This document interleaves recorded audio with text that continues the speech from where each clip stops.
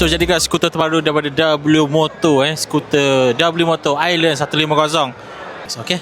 So kalau ikutkan dia punya spek ni, boleh tahan juga tau. Sebab horsepower yang dikasihkan ni adalah sebanyak 14.96 horsepower. Memang agak tinggi juga. Dan apa yang paling best, motor ni dia dilengkapi dengan TCS, dilengkapi dengan TPMS, ABS depan dan belakang. No, biar betul. Betul lah, depan ABS, ada ABS. Belakang ada ABS tak? Belakang pun ada ABS. Kemantapan sangat ini motor ni guys. Hush. Ni kalau ikutkan dia skuter yang ada handlebar. So boleh samakan dengan ADV punya setup lah. Okay, meter dia sangat besar. Tengok dekat situ, dia ada minyak, dia ada masa, dia ada trip, dia ada TPMS. Nampak tak TPMS kat situ? Front dan rear. Memang boleh tahan juga meter dia guys. Okay, bunyi handlebar standard lah. Tapi kalau kita custom motor ni, aku rasa boleh jadi cantik lagi lah. Okay, lebih kepada saya tak touring, memang cantik. Dan dia punya absorber pun dia bagi macam ni terus guys. Ada gas lah kat belakang tu. Okay, ni berapa liter minyak dah? 9 liter. 9 liter Wow.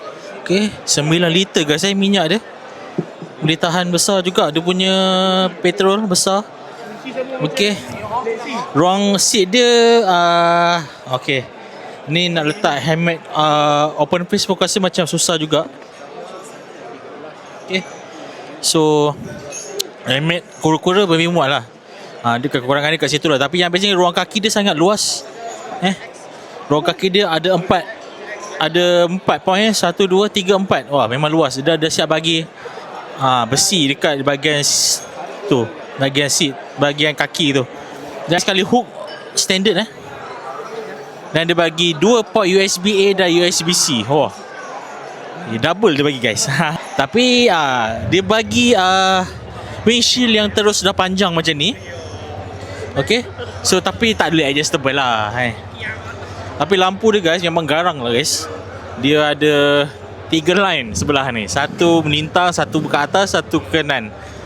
So dia nampak ganas lah lampu dia. Brake pad yang dia bagi ni guys, Nissin guys. Nissin depan ni. Nissin. Bukannya brake tak ada je nama, ada Nissin. Boleh tak spek yang dia bagi ni. Dan dia punya filter box dia se-GB macam ADV. Kena slow down sikit. Dia se-GB sikit lah dia punya filter box dia. Seat dia pun agak tebal. Aku duduk tadi memang selesa. Orang belakang pun tebal juga seat dia guys. Untuk sisi belakang ni pun agak tebal. Ruang kaki dia paling best. Ruang kaki dia lah.